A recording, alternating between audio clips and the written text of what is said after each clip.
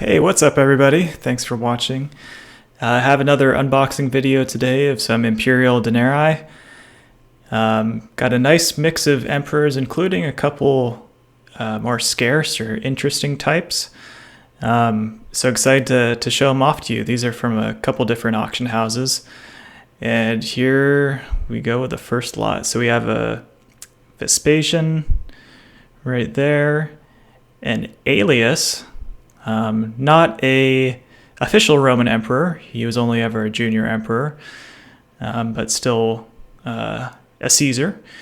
Hadrian there, and another Hadrian.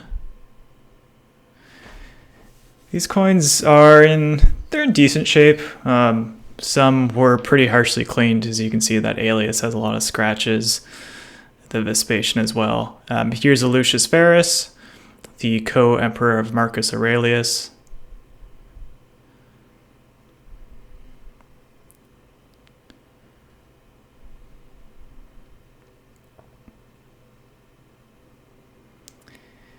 And we have a Diva Faustina, a coin struck by Antoninus Pius to commemorate his late wife, Empress Faustina, another Diva Faustina type.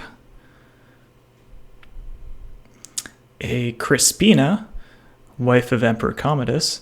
And here's that Aelius. So as I said, Aelius, he never actually became emperor. He was pronounced heir by Hadrian. He was Hadrian's heir, but he died within about a year of being pronounced heir. So he only ever was a junior emperor or Caesar. But he actually was the father of Emperor Lucius Verus. So a little bit of a familial connection there. And he was basically just an elite Roman of senatorial class, so that's the main reason he was chosen to be heir. But he was a sickly man, so he did not last very long. And here's the Crispina. Like I said, Crispina was the wife of Emperor Commodus. It wasn't a happy marriage, apparently. She didn't give Commodus any children, any surviving children. And a few years into his reign, he accused her of adultery and exiled her to the island of Capri, and later had her executed there. Kind of an interesting reverse type here.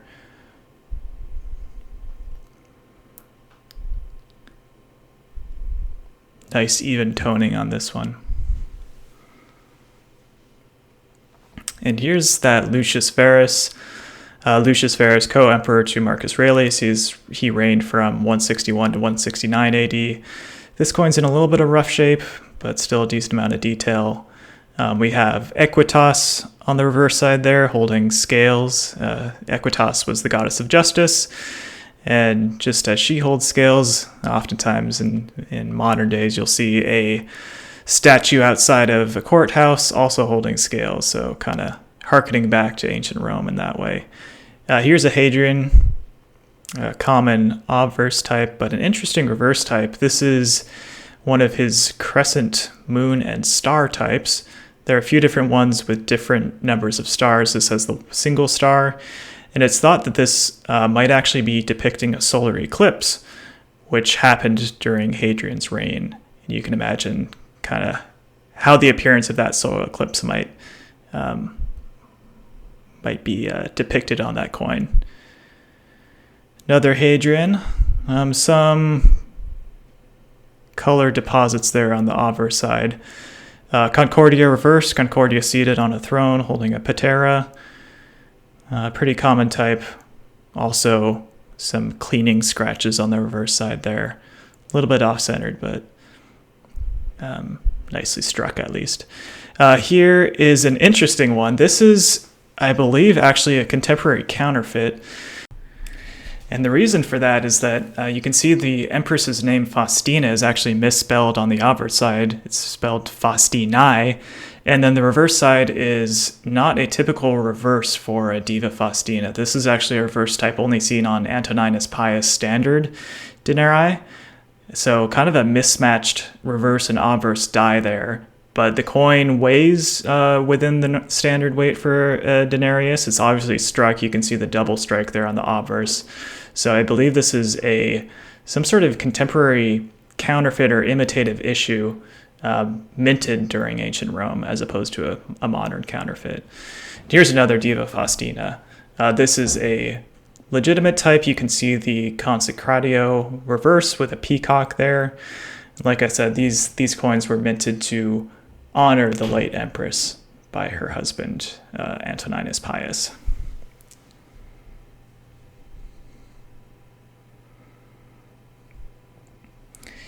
Here's a Vespasian, some ugly green deposits in much of the inscription as well as the portrait.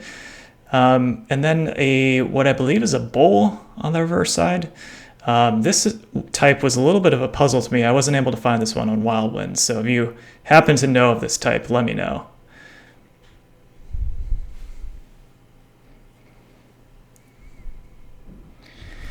And another set here, we have a nice Titus there with a lovely patina. Love that nice dark even toning. A Nerva, slightly off center.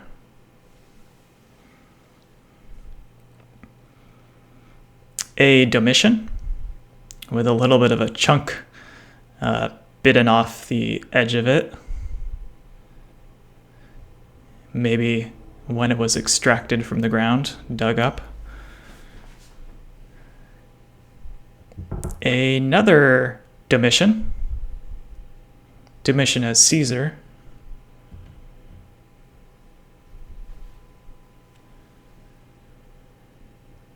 And a Trajan. This lot I bought, I believe, primarily for the Titus there. Some of the other coins are in a little bit of rougher shape. And then we also have a Severus Alexander. And I think this is actually be a lot of Severus Alexanders. I bought another lot of those. I'm kind of combining with these 5. Severus Alexander is a very affordable emperor. You can oftentimes find his coins for as little as $50 or so. The purity level of the silver is pretty low, 60% or so, but oftentimes the portraits are struck really well. You can see that third one from the left there has some beautiful detail on the hair and beard.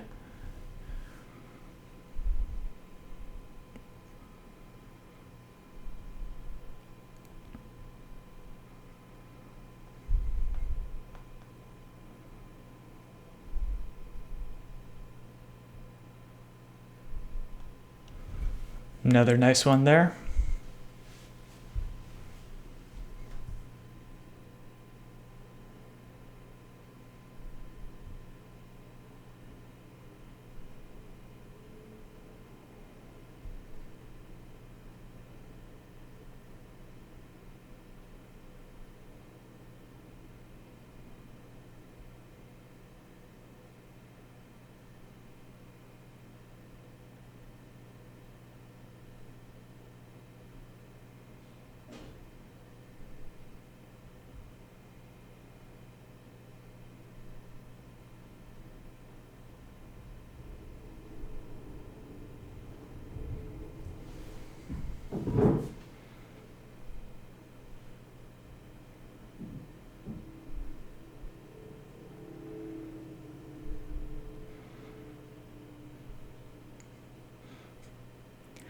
As you can see, I got quite a few Severus Alexanders here.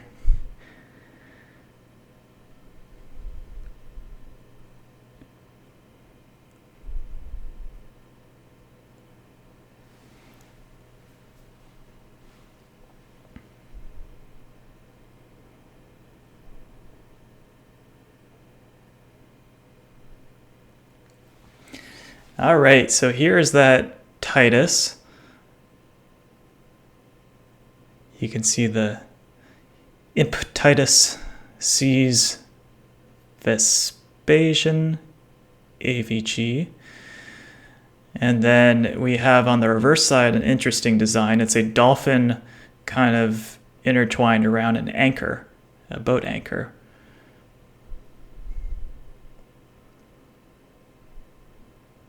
Again, that nice patina there. Titus only reigned for 2 years, so this is from the middle of his reign, 80 AD. And here's that Nerva.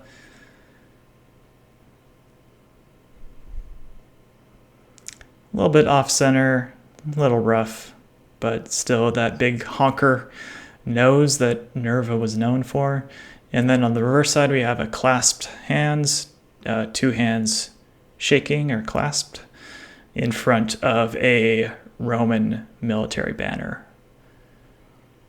or legionary standards. Here's a Domitian.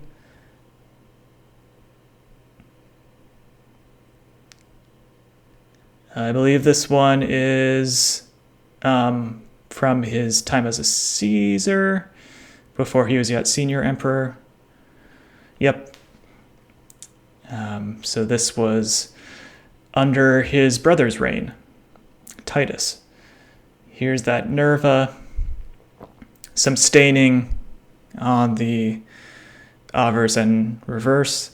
This could be a imitative Denarius because it's so dark, but it weighs within the normal parameters for a silver Denarius, so I believe it to be such, though obviously pretty rough condition. Here's another Domitian as Caesar. I believe this one is the Pegasus reverse. Let's see here. Yep, here's the Pegasus. You can see the winged horse there. Kind of a neat type.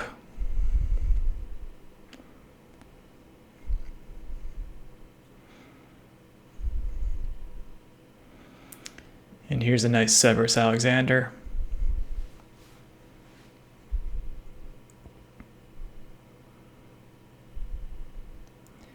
You can see the Sev Alexand in the inscription there.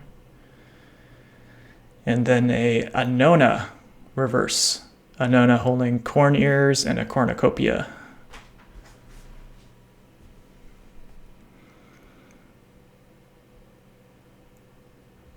Another Severus Alexander.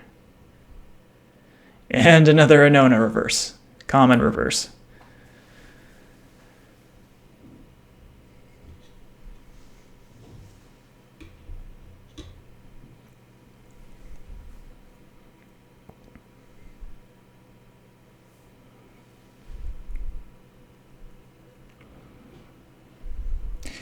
I typically buy these coins in bulk lots because you get a better deal buying in bulk, and oftentimes there will be some interesting types interspersed with some cheaper coins, and you can find some cool types there. Though you also have to deal with a fair amount of subpar material, like you can see these that Trajan and that Hadrian there with the stained surfaces pretty heavily worn. There's a nice Trajan as a third coin there, another stained Hadrian right after. But the main reason I bought this particular lot, or won this particular lot in an auction, is a Trajan with a very notable reverse. There's another Hadrian there, a nicer Hadrian.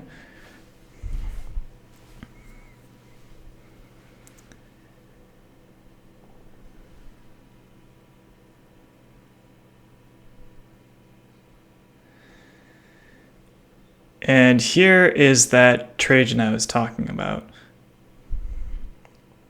Beautiful portrait as well. I'm surprised they include this one as the bulk lot. They're probably just trying to get rid of some of that other material.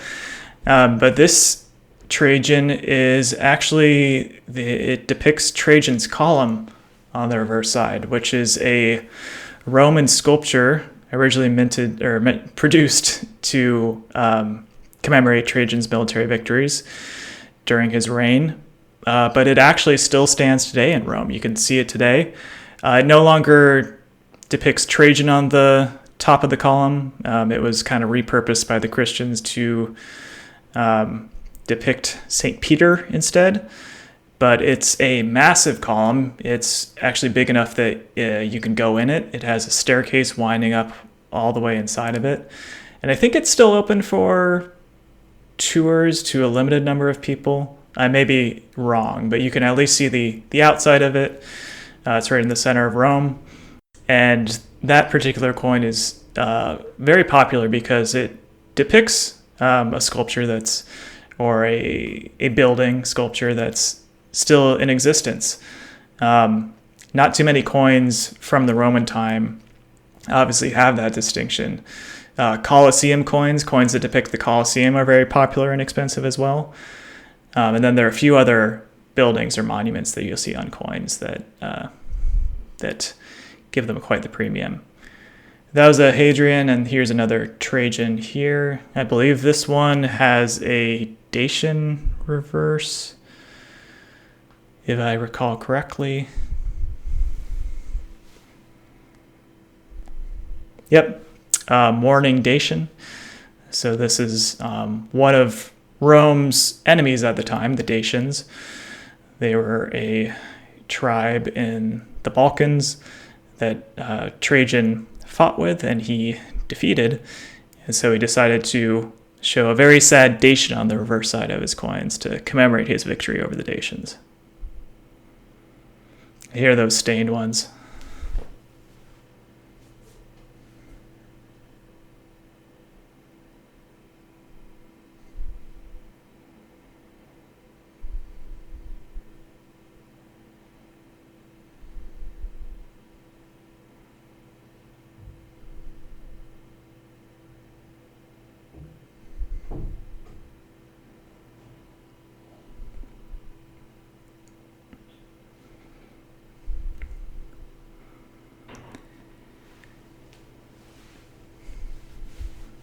And finally here we have one more big lot of Trajans.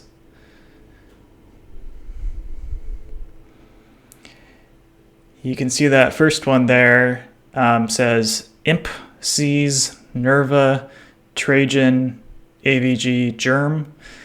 And for coins struck very early in his reign, Trajan actually included his predecessor's name, Nerva, because Nerva adopted him as son, so Nerva became part of Trajan's name. And so to kind of honor his predecessor and also link his own reign strongly with his predecessor, he included that adoptive name on his early coins.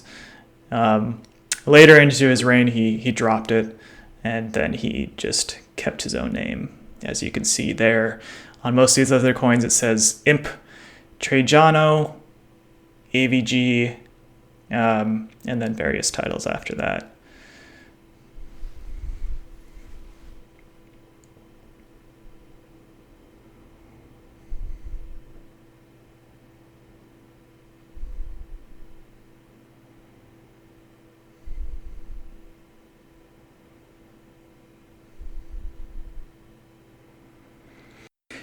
Trajans are relatively affordable. He is one of the 5 good emperors, and he's a popular emperor. He was one of Rome's most accomplished military leaders, but he also reigned for how many years? 19 years, 98 to 117 AD, and produced a significant number of coins. So they're readily available and not incredibly expensive by any means. And pretty high silver purity as well. The Denarius had not yet been degraded as much as it would be later in the 3rd century.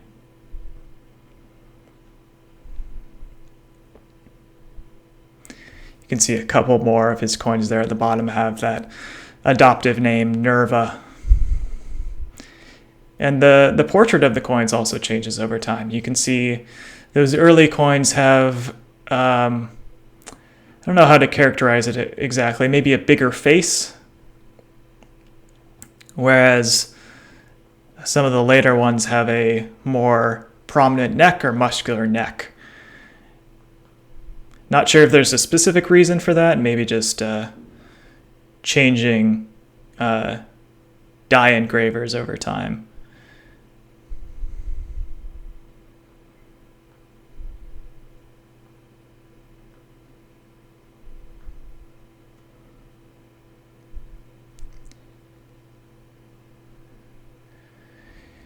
You can see on the reverse that is Virtus standing right, god of might and military might.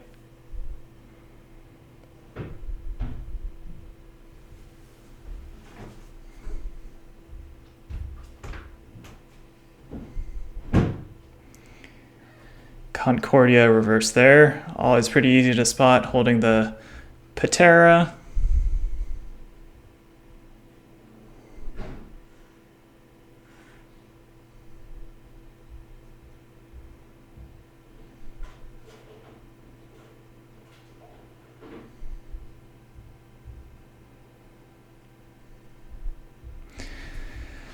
These coins were probably cleaned a little bit more than they needed to be.